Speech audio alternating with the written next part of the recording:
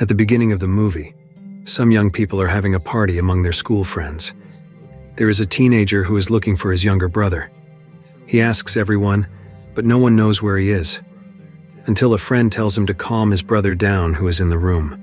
Who knows what happened to his brother? The owner of the house initially refused to open the door of the room, but because he was pressed, the door was finally broken down.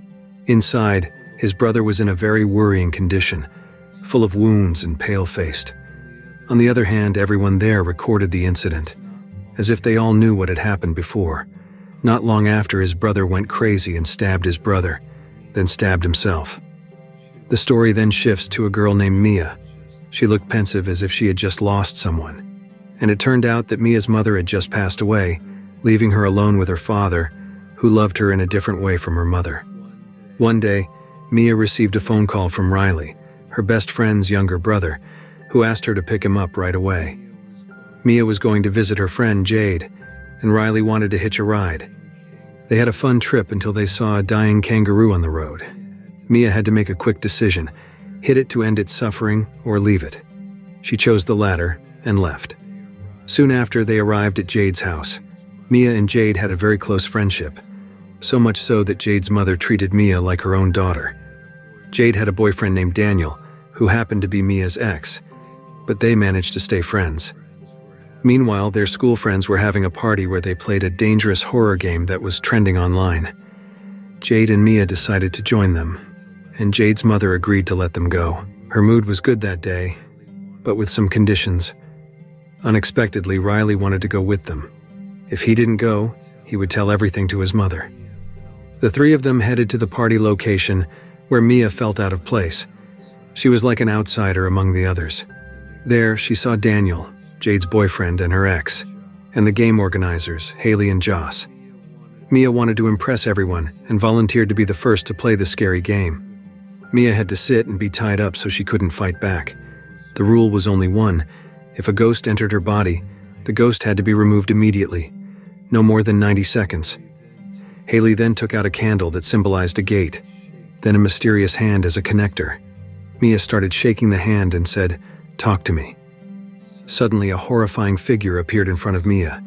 Mia was shocked and angry. She was supposed to say the second spell and not let go of her grip. The second spell was, "I let you in."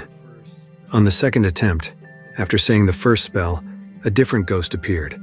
This time, Mia said the second spell, "I let you in," and something terrible happened. Mia's pupils dilated, and she acted very creepy. She laughed hysterically, and the ghost also said that he really liked Riley. The situation got worse. Everyone laughed happily while time was running out. When Joss tried to release Mia's hand from his grip, he failed. It was very hard. Mia's grip was very strong and very hard to release from the ghost's hand. The situation got chaotic, until finally, Mia woke up. If a little more, Mia's life would be very disturbed. She would never forget the feeling of adrenaline. Even Riley, who was just watching, was curious. How did it feel? The next day, Jade asked Haley to bring Joss and play again at Jade's house, because Jade's mom was leaving town soon. Jade's mom had suspected that Jade would throw a party while she was gone, because Riley invited his friend and Jade also invited Daniel. But Jade's mom's suspicions were easily dismissed. Shortly after Jade's mom left, Haley and Joss arrived. The game started with Daniel, who seemed curious after Mia tried it yesterday. In Daniel's case, it was quite extreme. He looked like he was horny, then fell down and made out with Jade's dog. The game was stopped by Jade. After that, almost everyone tried it, including Mia. Not just once.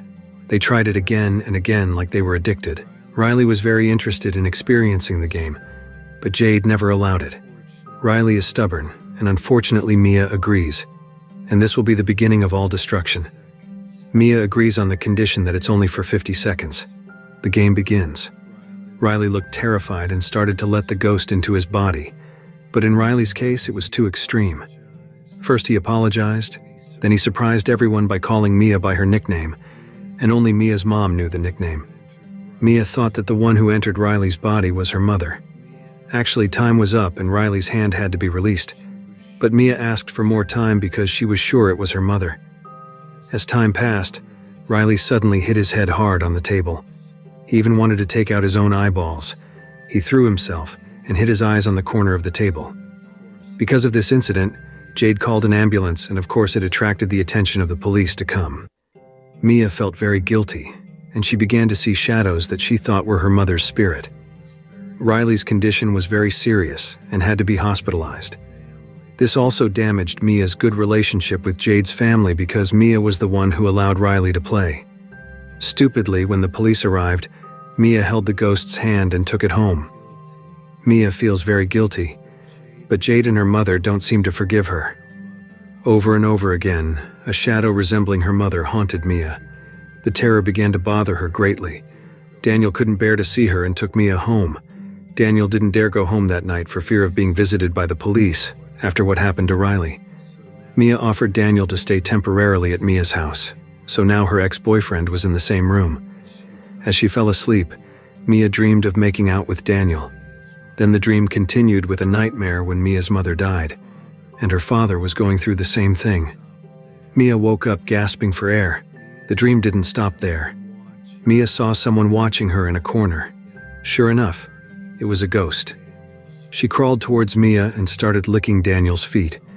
Mia saw it and screamed for Daniel to wake up. But what actually happened was that Mia herself sucked Daniel's feet. Daniel panicked. Daniel left Mia. Mia's life changed drastically. To overcome this, Mia returned to playing the game alone, and the figure that appeared in front of her was her own mother. Her mother only said briefly that Riley needed help. Riley's condition at that time was very worrying. He was still possessed by ghosts and liked to hurt himself. On the other hand, Mia and her friends involved had a meeting to discuss the incident, and it turned out that Mia was the only one who felt disturbed.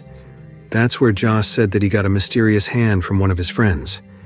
That friend was the one who made a younger brother stab his brother and then kill himself in the first scene.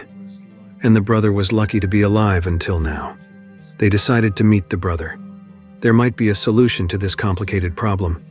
It was very difficult to ask for his help at first because of the trauma he got from the cursed game. Mia didn't give up, but of course there was no solution. Jade was furious about this. Mia then offered to do it again with Riley and make sure the ghost really left Riley's body. Of course, Jade didn't agree, but there was no other choice. Jade, Daniel, and Mia went straight to the hospital with the hand. This game would determine Riley's fate. Mia then tried to do it with Riley's hand, but it didn't work because Riley couldn't say the spell. Mia then tried to do it. After casting the first spell, Mia saw a girl in front of her. Mia asked if there were any boys in her world. The girl replied that she could take her.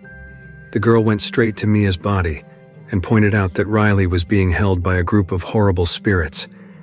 Unable to bear the sight of Mia suffering, Jade released Mia's grip from the mysterious hand. This made Mia very emotional. They agreed to stop all the experiments. At home, Mia's father said that there was a letter from her mother that he had not given to Mia. Her father read the letter with great emotion. But as they embraced, Mia's mother's image appeared. She denies the entire contents of the letter, as if Mia's father lied about her mother's death all along. Her mother also says that the person Mia is talking to is not her biological father. Then Mia's room is knocked, and she hears her father's voice calling.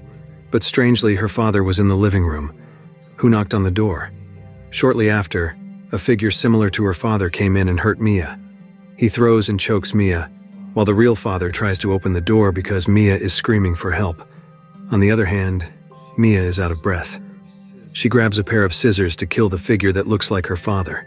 When her father entered, Mia accidentally stabbed him with the scissors and pierced his neck. As if her life wasn't ruined enough, now she has another problem. In short, Mia calls Jade and talks again about saving Riley. Jade is told to go to Mia's house. Mia says that she has a solution and wants to show Jade something. Jade agrees, although with a heavy heart. But it turned out that Mia was at the hospital. Mia wanted to do something without Jade's knowledge, but Jade's mom was there. Jade's mom was no longer angry with Mia, even though Riley's condition was getting worse, but he was starting to recover a little. Mia asked for some time alone with Riley. When she shook Riley's hand, the water turned red, and Riley's appearance turned into an old creature. The creature told Mia to look for him. The creature said again that Riley was theirs now. Mia was about to stab him with scissors to end his suffering. Mia had two choices: end this and stop Riley's suffering, or let him die slowly, like when she faced the dying kangaroo first. And Mia chose to end it immediately. But Mia seems to have chosen another way to end it all. Meanwhile, Jade, who had arrived at Mia's house, was shocked to see Mia's father dying. She calls her mother for help and says that if Mia is in the hospital, keep Riley away from Mia because Mia is very dangerous now. It was too late. Riley had been taken by Mia. Jade immediately went to the hospital. She saw Mia pushing Riley in a wheelchair. Mia seemed to want to push Riley onto the highway to get hit and end everything quickly. What Mia saw was not Riley anymore, but a horrible figure that changed every moment. Meanwhile, her mother keeps pushing Mia to kill Riley and save him from his misery. Instead, Mia crashes herself and is severely injured. Mia then wakes up with a limp. She saw Riley and Jade embracing and falling, but suddenly Mia's gaze turned to the hospital. Everyone seemed not to see Mia. Even Jade's family was there, who were happy for Riley's recovery. It was all in Mia's vision that she couldn't follow or feel, which meant she was dead. Mia also saw her father, but the more she called out to him and followed him, the further away he went, until Mia realized that she no longer had a reflection in the mirror. Suddenly all the lights went out and a small light appeared from a candle. There was a hand that looked as if it wanted to shake hands. When Mia shakes the hand, she suddenly finds herself in a room with many people playing a similar game, and ironically, Mia is a ghost now. The movie ends. If you like this video, don't forget to subscribe, because by subscribing you have supported me to make better videos. See you in the next video.